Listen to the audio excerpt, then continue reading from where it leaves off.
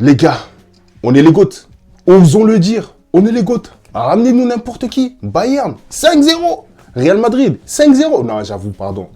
J'avoue, j'abuse là. Là, j'abuse très sincèrement, voilà. Je me suis beaucoup enflammé, c'est vrai, hier.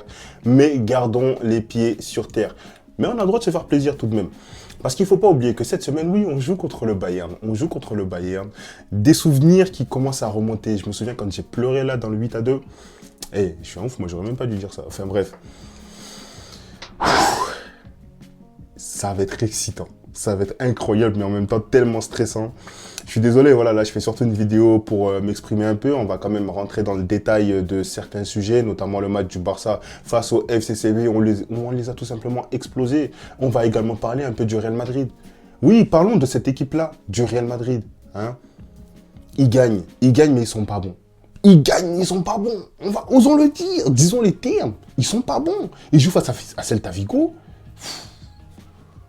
Oh, leur performance... Voilà quoi. Mais ils gagnent leur match.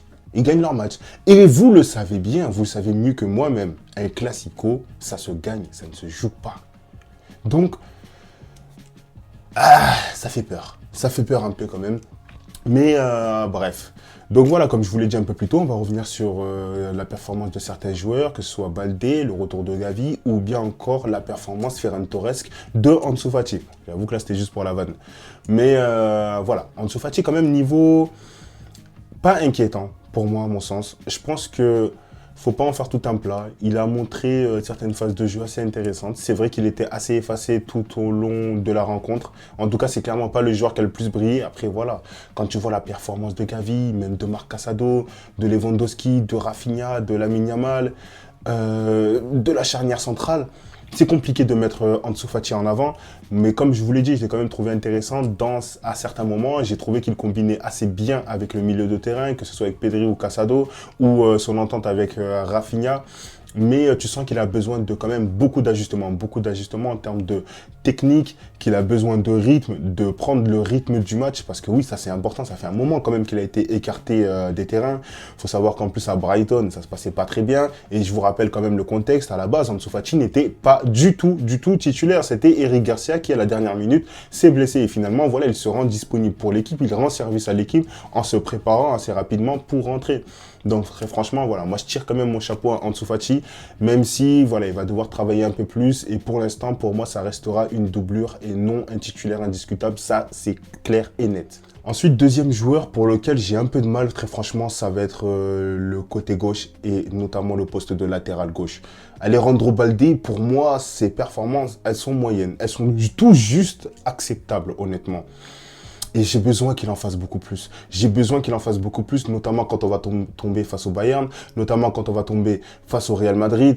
Alejandro Baldé, il doit absolument hisser ou hausser son niveau de jeu. Parce que là, franchement, pour moi, je trouve que son niveau est assez inquiétant, surtout dans le dernier geste. Dans le dernier geste, malheureusement, c'est souvent mauvais. Il centre beaucoup, il centre énormément, mais il trouve pas grand monde.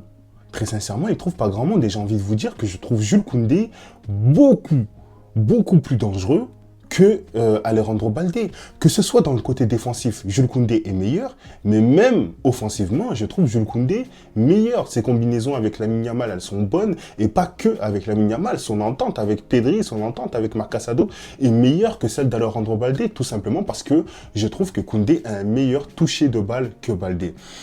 Donc Baldé, va falloir quand même qu'il hausse son niveau de jeu, et là pour moi c'est inquiétant. Ce poste de latéral gauche c'est inquiétant parce qu'on le sait, Gérard Martin, pour moi il ne fait pas l'affaire.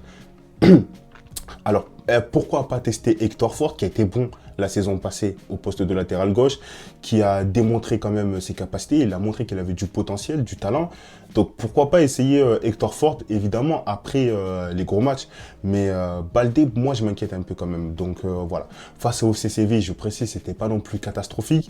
Même si je l'ai trouvé un peu en retard défensivement, à un moment donné, il se prend un carton jaune, il est tellement en retard, il n'aurait jamais dû faire cette faute-là.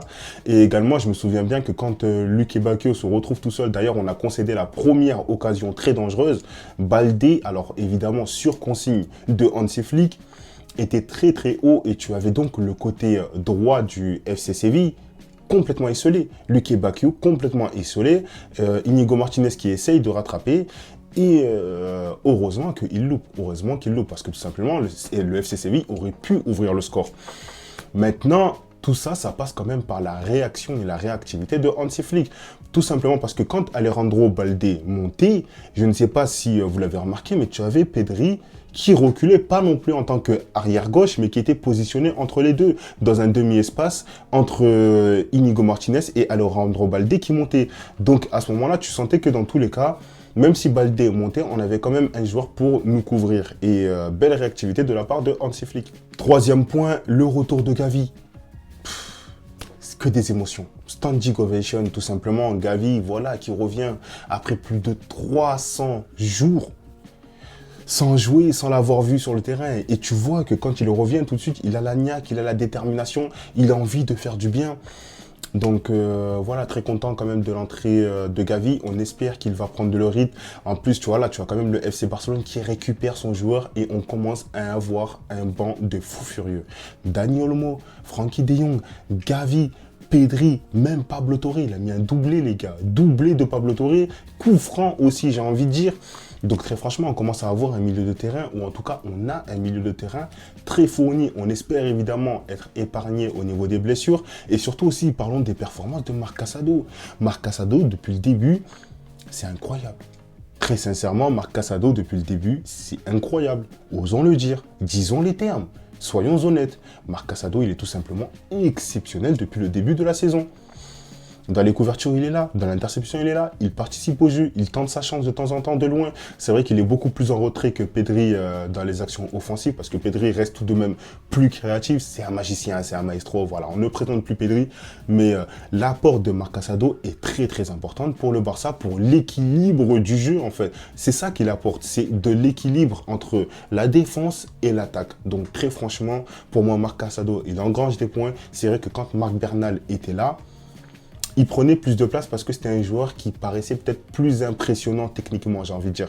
Mais Marc Casado, il a cette sérénité, ce calme, cette maturité dans son jeu qui est tout simplement exceptionnelle. Et j'espère le voir continuer, performer comme ça. Donc voilà, c'est vrai que cette semaine, elle s'annonce assez compliquée du FC Barcelone. 3 gros matchs. On a quand même passé le premier test qui était le FC Séville. Alors je vous le rappelle quand même, ce n'est pas non plus le FC Séville de 2015, 2014, tout ça. Hein.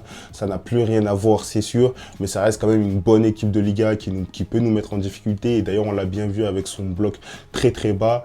Au tout début, voilà, on avait quand même du mal à trouver certaines lignes de passe, même si l'entame du match du FC Barcelone avait été quand même très bonne.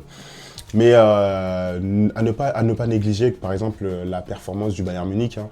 Harry Kane, qui met un triplé, Kingsley Coman, qui est là. On sait que c'est des joueurs très déstabilisants, mais j'ai confiance quand même en Hansi Flick pour essayer de trouver la formule. Et ce Real Madrid, voilà, le Real qui gagne. Que dire? Que dire? But de Mbappé, je ne sais même plus qui a marqué le deuxième but, très sincèrement, mais...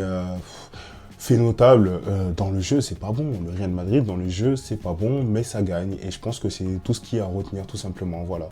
Donc, peut-être qu'on verra... je pourrais plus statuer quand ils joueront en Ligue des Champions. Mais pour l'instant, concentrons-nous sur notre prochain adversaire qui va être le Bayern Munich. Donc les gars, s'il vous plaît, lâchez un maximum de pouces bleus. N'hésitez pas à vous abonner, à commenter. Très franchement, ça aide la chaîne, tout simplement, ça m'aide à progresser. Et je vous remercie très sincèrement à ceux qui mettent des likes en tout cas. Donc voilà, je vous dis à très très bientôt pour le débrief Bayern, Barça, Bayern. Et également l'avant-match. L'avant-match que je vais sortir demain. Donc soyez présents dans cet avant-match-là. Je vais donner quand même pas mal de détails concernant les faits de jeu.